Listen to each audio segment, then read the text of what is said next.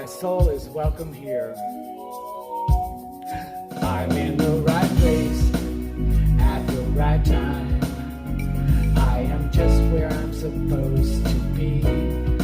I'm in the right place, yeah, at the right time. Yeah, I am just where I'm supposed to be. Oh, my soul is welcome here. Oh, my soul is welcome here. I am getting the message loud and clear. My soul is welcome here.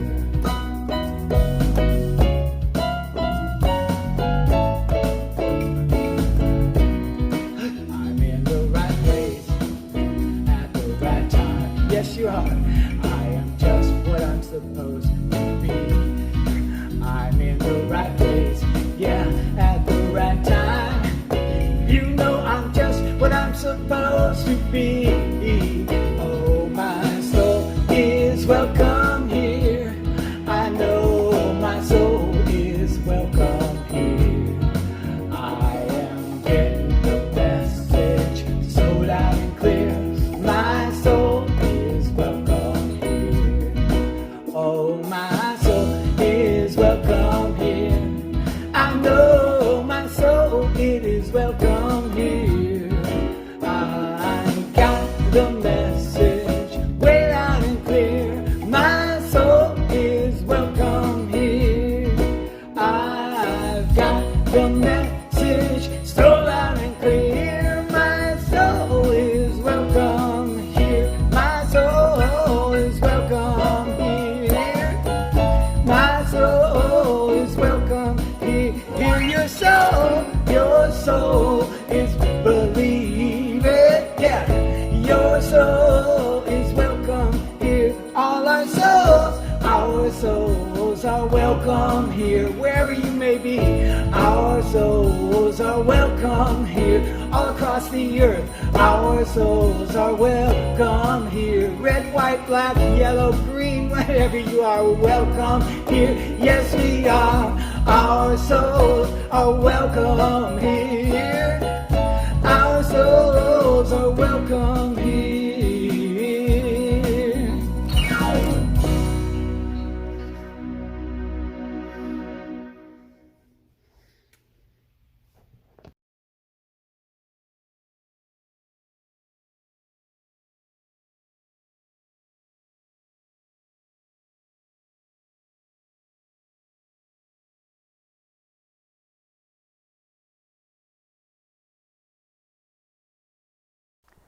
Well, good morning and welcome to Water and Stone. My name is Dieter Randolph. I'm going to teach a little class. And today, the class is based, that's why we have the podium out here, by the way. Today, the class is based on Lessons in Truth. Specifically, there's a chapter in Lessons in Truth called Affirmations. And you can imagine how that's going to work out and how we're going to work through it together. So, if you have a copy of Lessons in Truth, go ahead and grab it right now. If you don't have a copy, that's okay. You're not going to miss out too much. You're going to want to pick up a copy at some point, but you're going to be able to participate in today's conversation without it.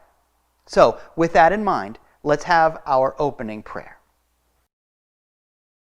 God is and I am. I stand on holy ground.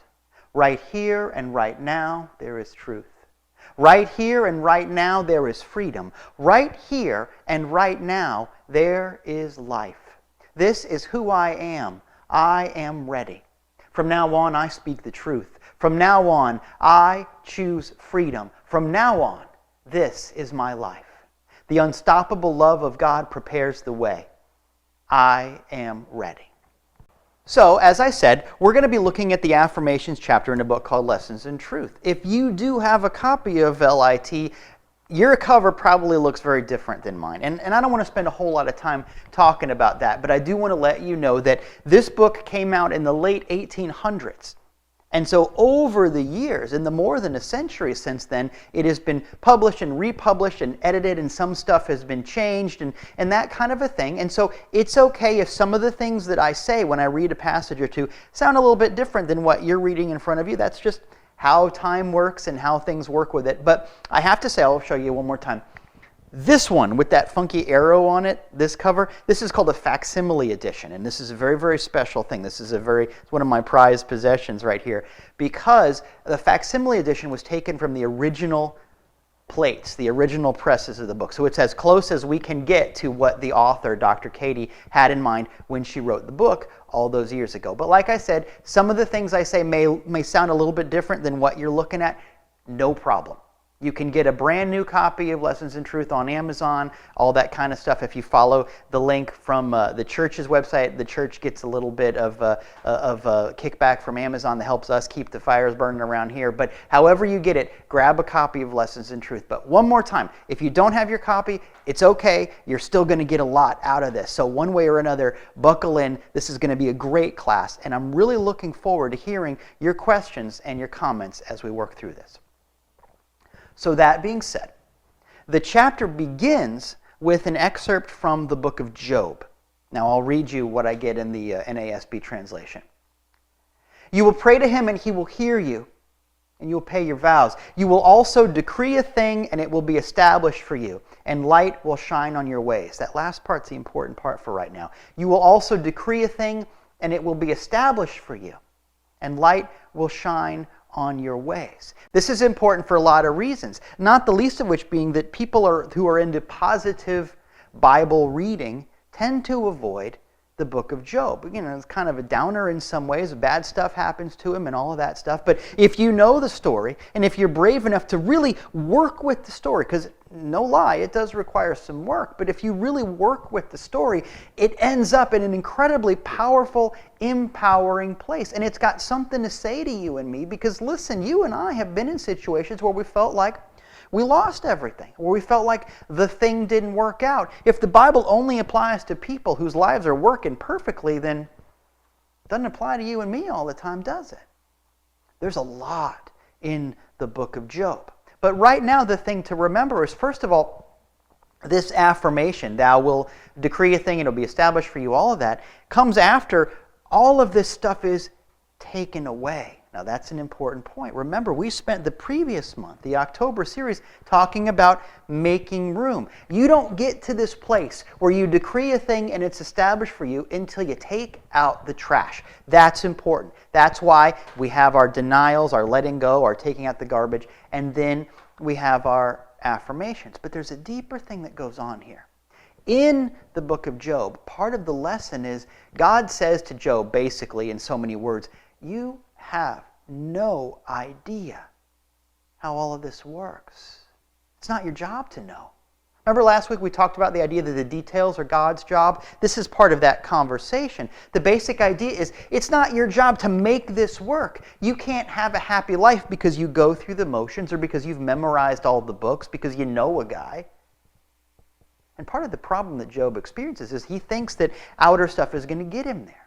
And whether it's, well, regular church attendance, I don't mind that, but that doesn't guarantee anything.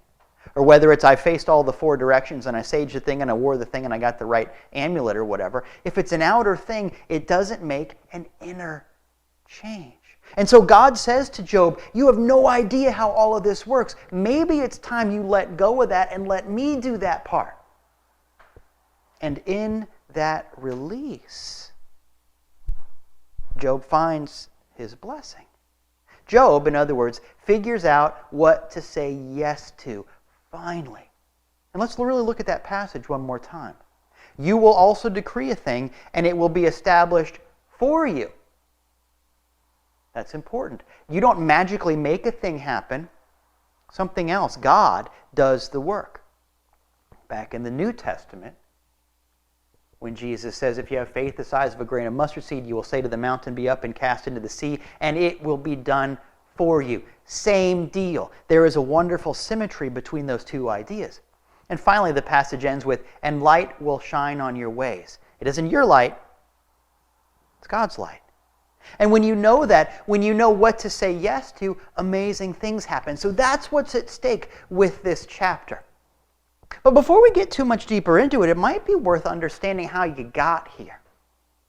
You know, think about it. If you're watching this live, it's Sunday morning. You probably could have some brunch. You could sleep in. You could do a lot of things. Maybe there's chores to be done, and yet you're taking time to do this with me. And I can't tell you, first of all, how grateful I am. But nobody's looking. Nobody's grading your church attendance. And so, in other words, you're doing this for you. Oh, that's pretty great. That's pretty powerful. Let's dig into that. What is it that brought you here with me right now? In the book, Lessons in Truth, in this chapter, Dr. Cady says that most people start their spiritual journey, their religious quest, their relationship with God, whatever you want to call it. Most people start that journey because of some kind of a sense of dissatisfaction, some kind of a sense of hunger. Think about why you're doing it. It doesn't mean you have to be upset, but it does mean that you recognize that there is room for a fuller kind of life. It does mean that you recognize that there's room in your heart for something bigger than you, something more than your to-do list, and there's a part of you that isn't defined by the job you work and what people think of you and how much money you have, right? You have recognized that there's something bigger. There's room for something bigger in your life, and that's huge. Most people start their religious journey, their spiritual path, out of some kind of sense of dissatisfaction, some kind of a hunger. Now remember, Jesus said something about blessed are they who hunger and all of that, so you're in good company. And in fact, that's kind of a big deal. I mean, I don't know how, if you've been exposed to this, but I've seen so many times people in positive religious situations saying that it's not spiritual to have a problem. And yet, necessity being the mother of invention, having a problem is kind of the beginning of the solution. Let's be the kind of people who don't look down our noses, spiritually speaking, at people who are having a problem. And let's also not be the kind of people who feel like we're judged if we happen to not be 100% on the right page with everybody else at church. It's okay if things aren't working out. It's okay if you have doubt and fear and questions. I love your questions. It's okay if you're chewing on this. Blessed are they who hunger and thirst. If you start with that hunger, well, you're going to get filled. It's okay. Lean into that, in fact. Figure out what it really means. Because again, in the chapter, Dr. Cady says that hunger that you felt that caused you to fire up your web browser or whatever this morning, that causes you to seek this stuff, that reminds you to take some time and pray, that those things, that hunger, is God talking to you.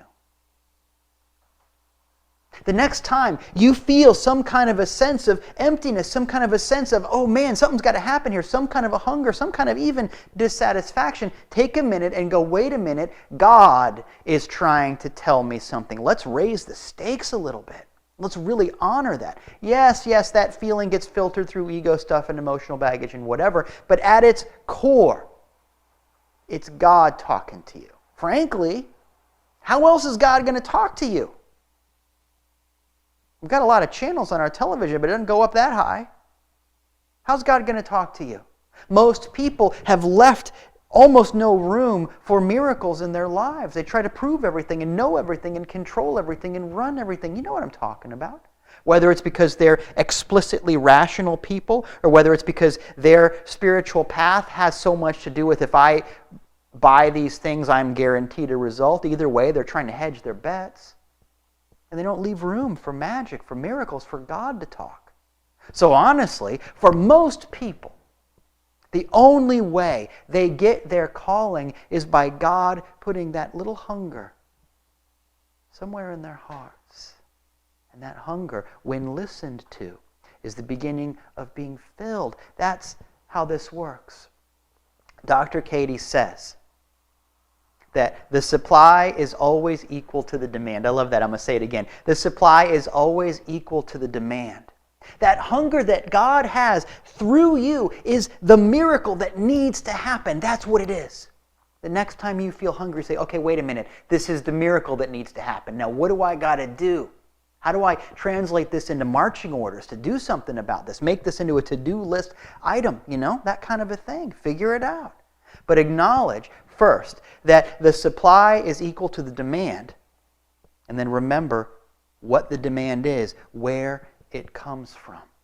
This is huge. Then you'll know what to say yes to. And that is huge.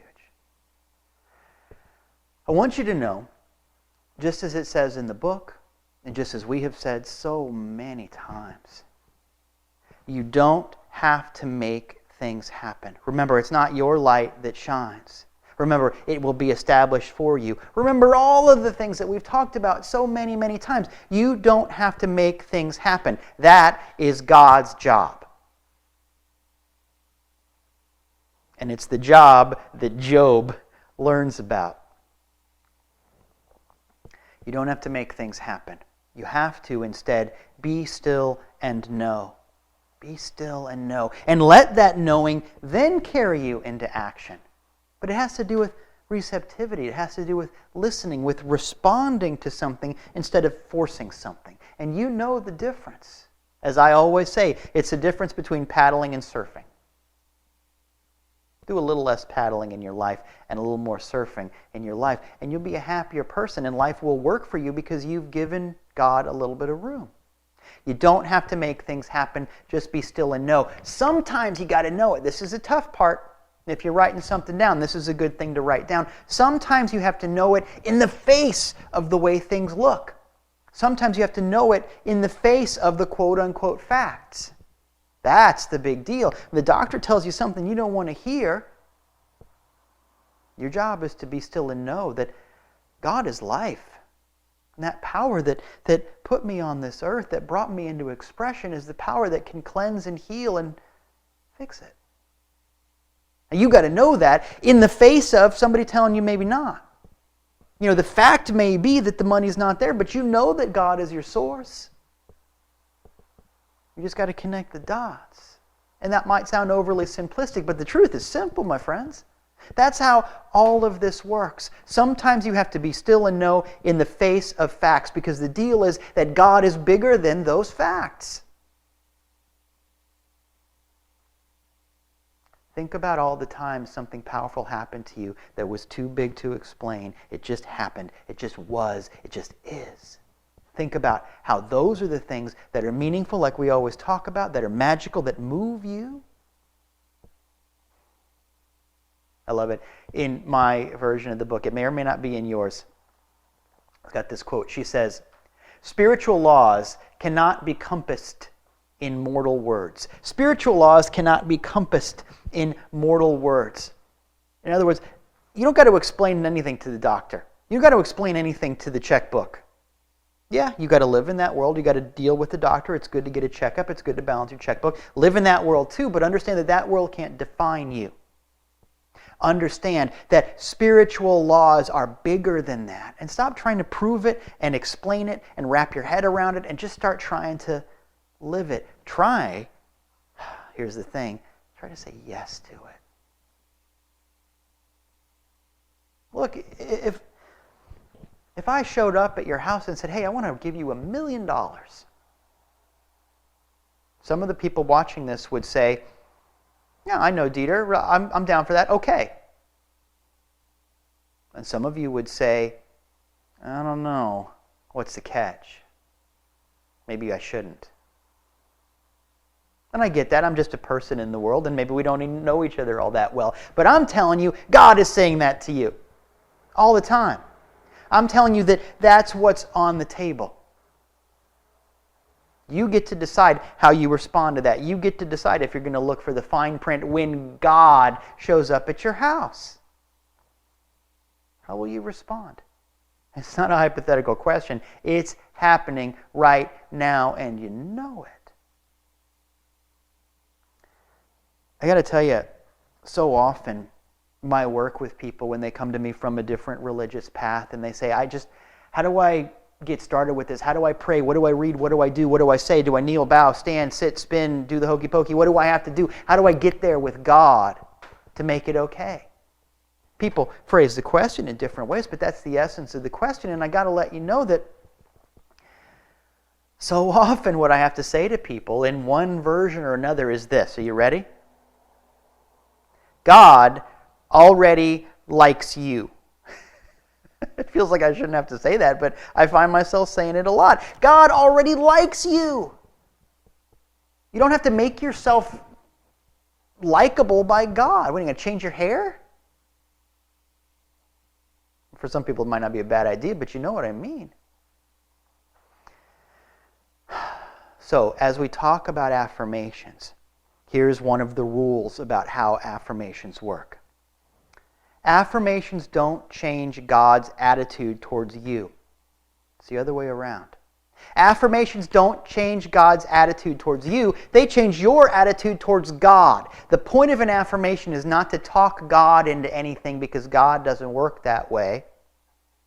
The point of an affirmation is to get yourself to a place where you can agree with God. God thinks you're wonderful, and God thinks you're worth healing and saving and growing and everything. Do you? You get to decide how you feel about that. You get to decide how you live about that. But that's what affirmations do. By the same token, and remember this when we get to the fourth affirmation, I'm going to read them to you in a minute. Remember that affirmations are not about talking your heart into anything. Affirmations are not about talking your heart into anything. In fact, good luck with that. You ever try to talk yourself into something? Ever try to talk your heart into something? You read some self-help book about how everything's supposed to be good even though you feel rotten, and you read the book and it says everything's wonderful and you're loved and it's okay, and you read it and it feels like a lie and it doesn't do anything for you. You can't talk your heart into something. That's not what affirmations do. You can repeat over and over again the words, I'm good enough, I'm smart enough, and gosh darn it, people like me or whatever, and if you don't feel it, you don't feel it. That's not what affirmations do. An affirmation is not about talking your heart into anything. Here's what it is for. And if you're going to write something down, this is what it is. An affirmation is not about talking your heart into anything. An affirmation is about bringing into factual awareness that which your heart already knows. That's a lot. I'm going to say it again. An affirmation is not about talking your heart into anything. An affirmation is about bringing into factual awareness that which your heart already knows. So what does your heart know? Maybe you're not used to listening to it, to finding it even. This can take a little bit of practice. This is why we have our prayer time. This is why we sit in the silence. This is why we have church. We're going to get to the place where we're really good, you and I, at listening to what our heart has to say. But right now, wherever you got to start there. What does your heart know about how God works? What does your heart know about love and truth and beauty and inspiration and honor and valor and all of the things that make life worth living? What does your heart know about those things? An affirmation is just you talking in agreement with that. No matter what the facts look like on the outside, when I speak into the world of facts what I already know to be true in the world of truth. That's what an affirmation is. So stop trying to lie to yourself. That ain't an affirmation, it's a lie. So if it feels like a lie, here's a rule for affirmations. If it feels like a lie, quit saying it. It just means that you might need to start a little bit smaller. You might need to start with a little bit more specificity. It might be that the big sweeping affirmation about how the world is all lollipops just doesn't feel right to you, so put that on hold for a little while. What do you know? God got me up this morning and my lungs are working. Thank God that my digestive system is kicking in. Whatever. Thank God for gravity. Thank God for Kool in the Gang. Whatever it is, hey, those are good things. Whatever it is for you, start where you start. Your affirmation is about bringing into factual reality that which your heart already knows to be true. And it's okay if you need to start small. It's okay if you need to be more specific in your life.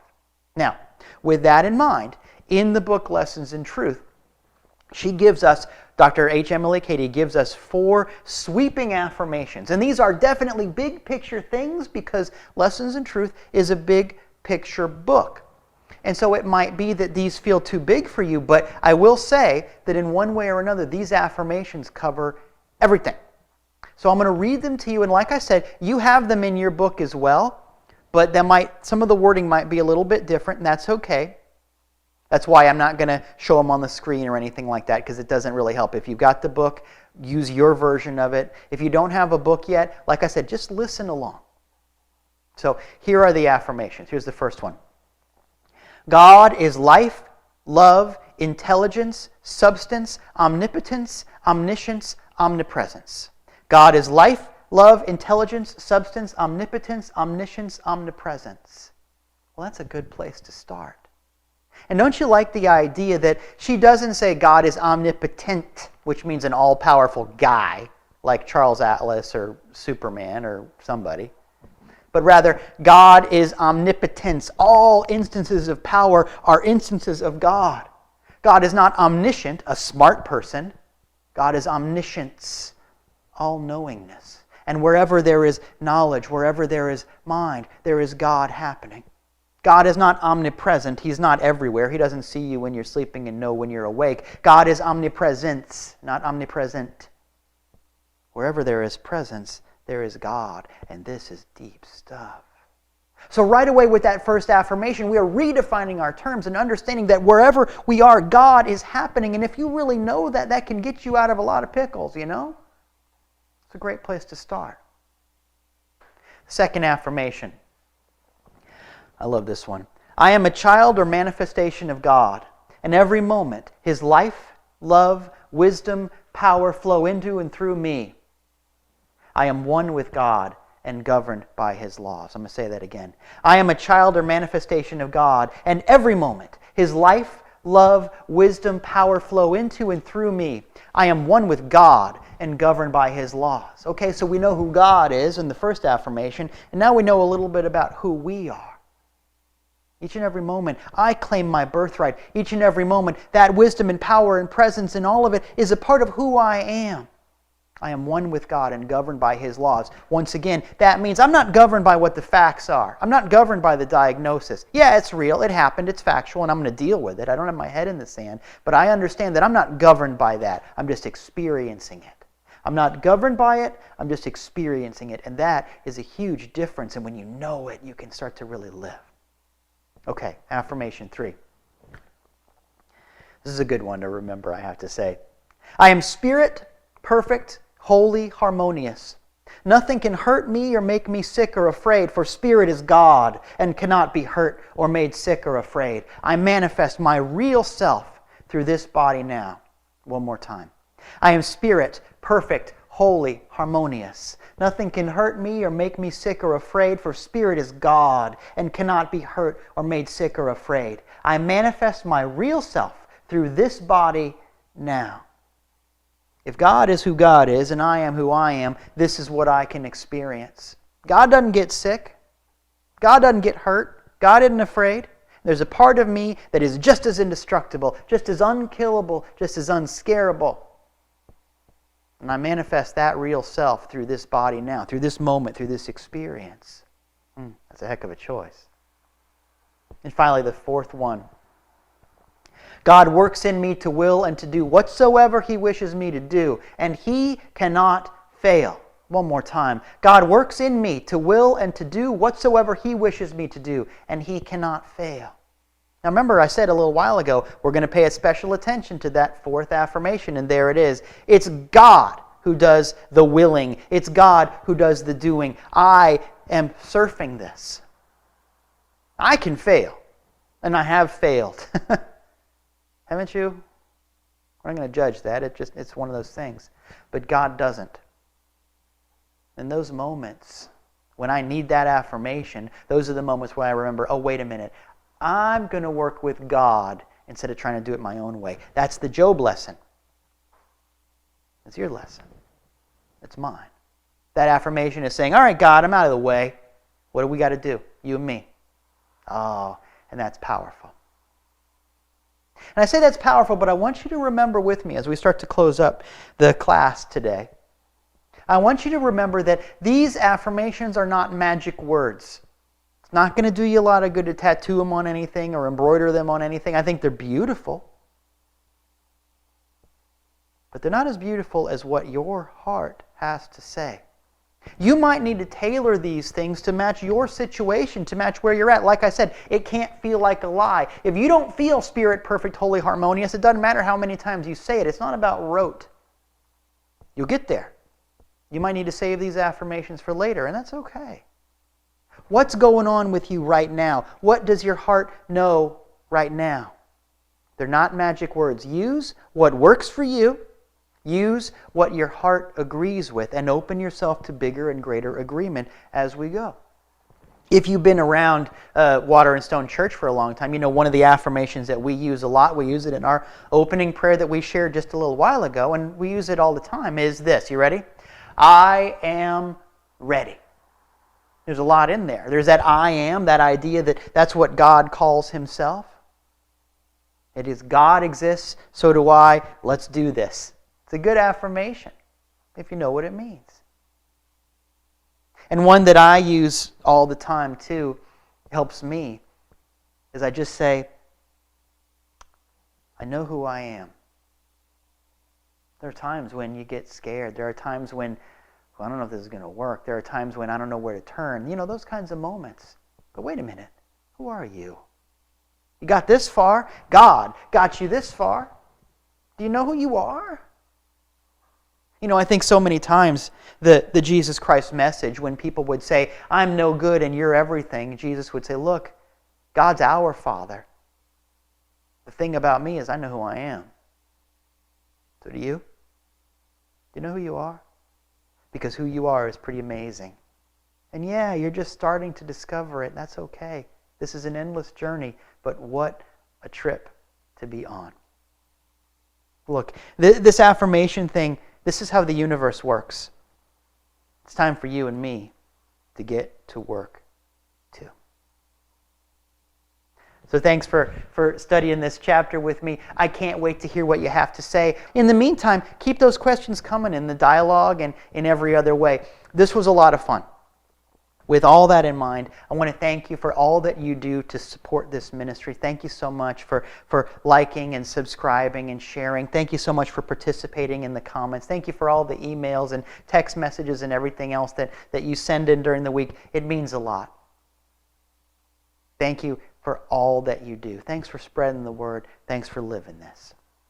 If you want to support this church financially, and frankly, we're counting on you to do just that, you can go to donate.waterandstonechurch.com. It really does make a difference for us. And as we always say, no matter where you are or what you're doing or when you're watching this, remember that you're not alone, because around here, we pray as a family. Let's do just that together. God, I'm ready for change. My heart is open. I'm not afraid anymore. My life is in peace and on purpose. Amen. Now go show the world what love looks like today. Thank you. Hi everyone. We are all seeds of light.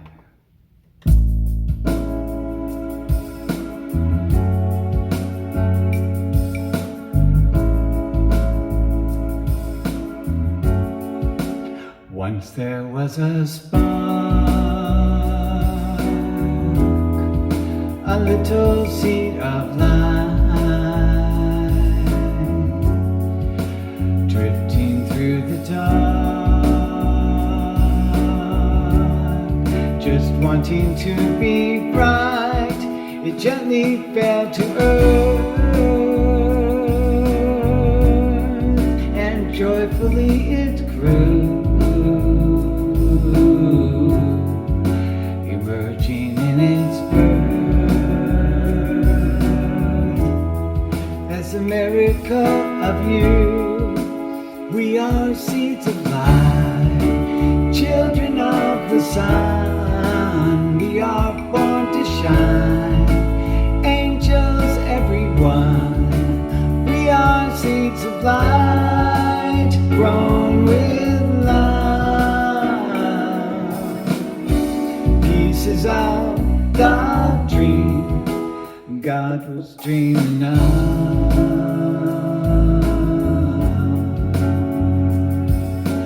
Love. When fears and tears arise, when rain and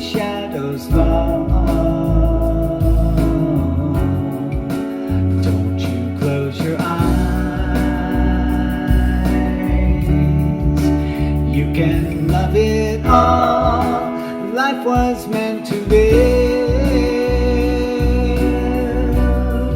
Embrace it from the start, remembering to give that spark inside your heart. We are seeds of light, children of the sun. We are born to shine, angels everyone. We are seeds of light, grown with love. Pieces of the dream God was dreaming of. We are God's design. We are born to shine. We are seeds of light. We are God's design. We are born to shine. We are seeds of light. Wherever you should go, whatever you become, may you always know just where you started from, and may you never learn to hide the light you are. One day you'll to heaven as a star. We are seeds of light, children of the sun. We are born to shine, angels everyone. We are seeds of light, grown with love. Pieces of the dream God was dreaming of.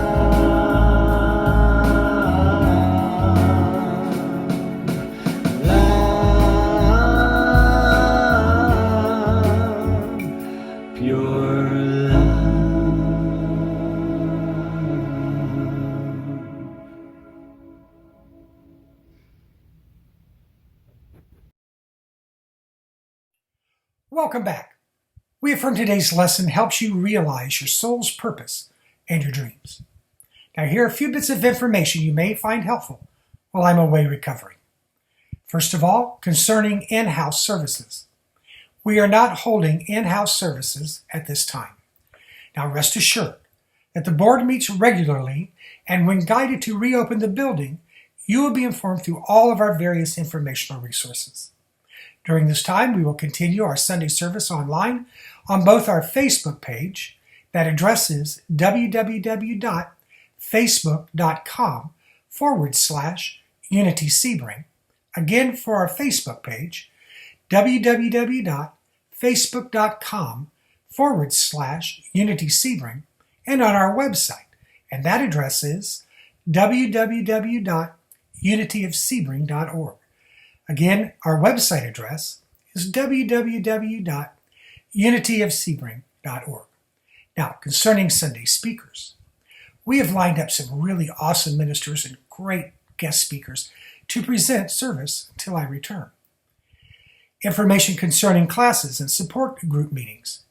Currently, there is only one class meeting and 2 support groups. Monday night yoga, 5:30 p.m., where social distancing is required. Masks are not required during class, but wearing one entering and exiting the building is required. Candlelight AA meetings are held on Sunday at 4 o'clock p.m. and again Wednesday at 6 o'clock p.m. Both require social distancing and mask wearing. Now just note, refreshments are not going to be served at this time, but if you wish, you may bring something with you, provided you clean up after yourself. Now, in regards to communicating with us for prayer support, you know that prayer is the heart and soul of our work. We invite you to continue sending us your requests. Your prayer team members in Silent Unity are waiting. Now, Here are some ways to submit your requests. You may email us or call us. Our email address is unitysebring@gmail.com. Our email address is unitysebring@gmail.com. Now you may also call and leave your request on our answering system. Our office number is 863-471-1122. Again, our office number is 863-471-1122. Now, if you are in need of one-on-one prayer, I suggest you call Silent Unity. And their numbers are 1-800-669-7727 or 1-816-969-2000. Let me repeat that. The phone numbers for Silent Unity are as follows. 1-800-669-7727, or you may call 1-816-969-2000. There is someone there 24 hours a day, 365 days a year, who will lovingly pray with you directly. Now, if you need to talk or have some questions, you may either email us, again at our email address, unitysebring@gmail.com, or you may phone the office. Again, that number is 863-471-1122. And someone will get back to you as soon as possible, just to let you know that Tina checks for messages every day. I'll get back to you as soon as she can, but also know it may take a bit for a response. Personally, we are asking that you refrain calling our home at this time, and I think you understand. Now, we want to thank you for your financial support. We are so grateful for your ongoing tithes, gifts, and offerings. You see, they ensure we can continue bringing you all the services we provide at this time and in the future. If you wish to support us financially, you may physically send your tithe, gift, and offering and make it out to Unity and send to our mailing address. And here it is, 10417 South Orange Blossom Boulevard, Sebring, Florida 33879. Again, make your gift out to Unity and send it to 10417 South Orange Blossom Boulevard, Sebring, Florida 33875. Now, we've also tried to make it easy for you to get through either of these two websites. If you are watching on our website, that's unityofsebring.org, right below this lesson, you will find a link to PayPal, which is connected directly to our ministry. If you are watching on Facebook, in the comments section below, you will find a PayPal link that you can use that connects connected to this ministry as well. Lastly, and most importantly, words just cannot express how much we appreciate your willingness to join us and walk with us in this part of our journey together. We will keep you updated as best we can. And I so look forward to the adventure ahead, not only just for me, but for all of us. Please, please, please know that we love and bless you always, and knowing that the best is yet to be. I'll talk to you soon. Bye for now.